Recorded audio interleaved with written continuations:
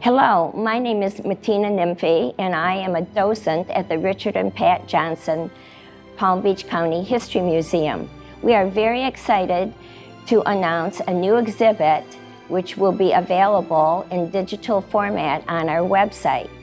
This exhibit comes to us from the National Archives and is called Rightfully Hers.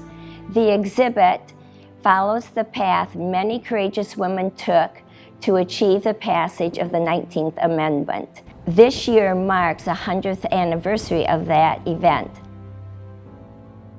When the nation's founders drafted the Constitution in 1787, they made no mention of women. At the time, women were generally excluded from political and, in many ways, public life. Enslaved women were excluded entirely. White women were under the protection and authority of their husbands or fathers. In most cases, they could not vote, own property, make contracts, go to court, or control any money they earned. Zerelda G. Wallace, at a hearing of Senate Judiciary Committee in January of 1880, said, "You can go to meetings, you can vote, resolutions, you can attend great demonstrations on the street, but after all, the only occasion where the American citizen expresses his acts, his opinions, and his power is at the ballot box." So how did women exercise their voice?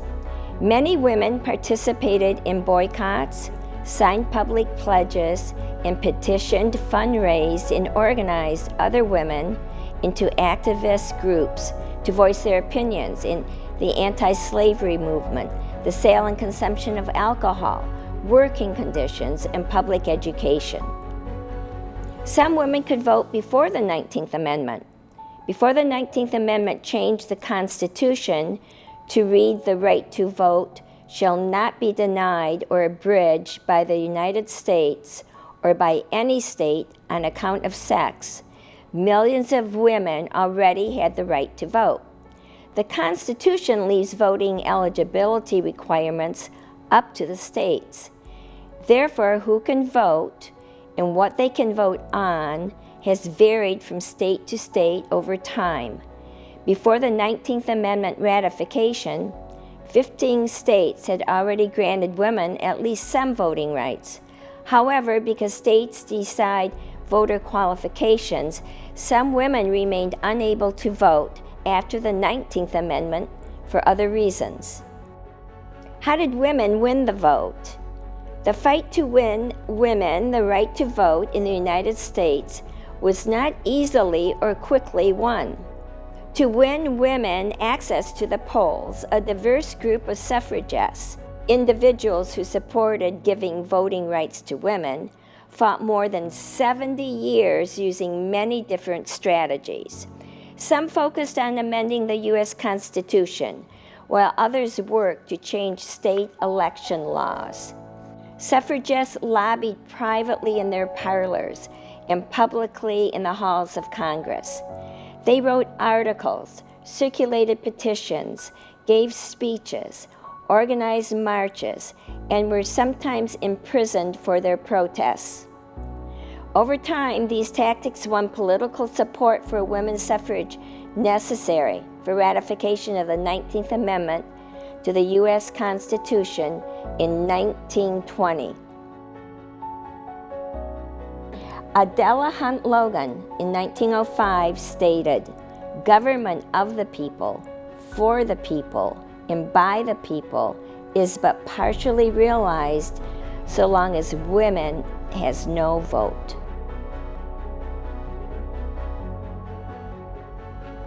A struggle within the struggle. African Americans played an important and active role in the women's suffrage movement. Because of their race, however, Black women were not always welcome at white-led suffrage meetings and demonstrations. African American women formed their own clubs to pursue reform issues, including women's suffrage. By 1900, there were more than 300 Black women's clubs nationwide. Many resisted opening polls to women. Why? Some men and women argued, among other reasons, that women's involvement in politics would change her role in the family and take power away from men. Others believed the decision of who votes belonged to the states. Formed in 1911, the National Association opposed to women's suffrage had branches in 25 states by 1916.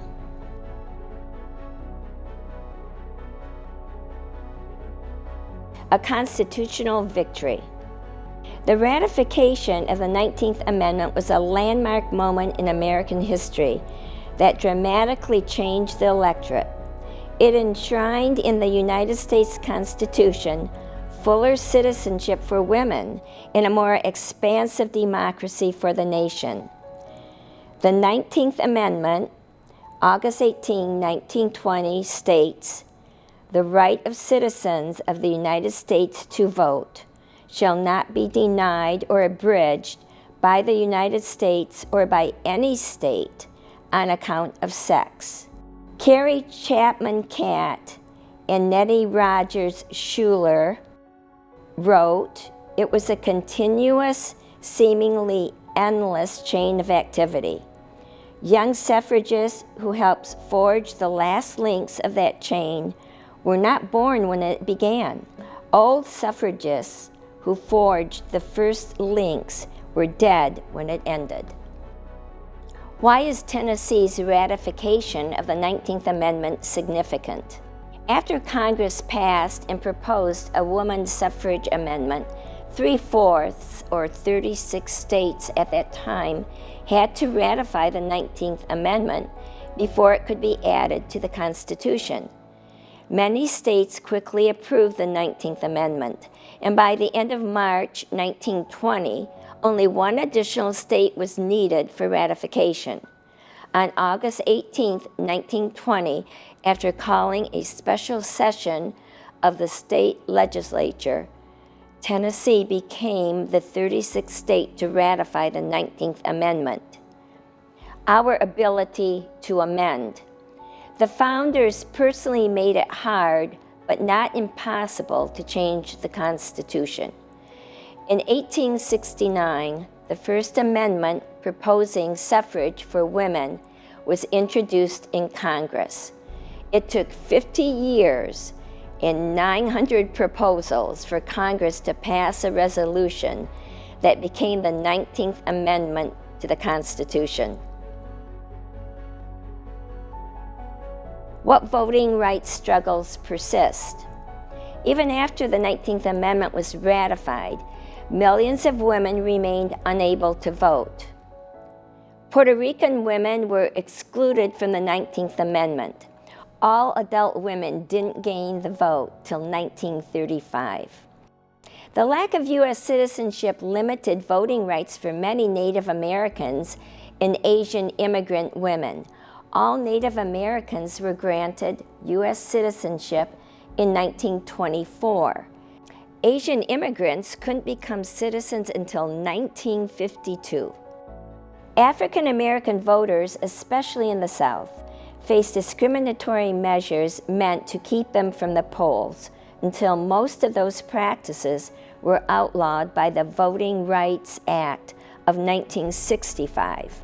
Many Latin American and other immigrant or indigenous citizens faced language barriers in voting. Amelia Boynton Robinson said, "It's important that young people know about the struggles we faced to get to the point we are today. Only then will they appreciate the hard-won freedom of blacks in this country." Your vote is your voice. The 100 years since the ratification of the 19th Amendment has seen voting rights expanded to millions more women after many ongoing struggles against voter discrimination succeeded. However, people continue to fight to expand and protect voting rights today. The best practice for your voting rights is to use the most powerful political tool any citizen has, your voice. another landmark voting rights victory. The Voting Rights Act of 1965 was landmark civil rights legislation that outlawed discriminatory voting laws and practices designed to keep blacks and other voters of color from the polls. The act enfranchised millions of new voters. In 2013, the Supreme Court struck down an important provision to enforcing the law. In recent years, some states have passed election laws that advocates say prevent fraud, but critics argue are intended to suppress voting rights. We would like to thank the Palm Beach County League of Women Voters for allowing us to participate in this momentous occasion.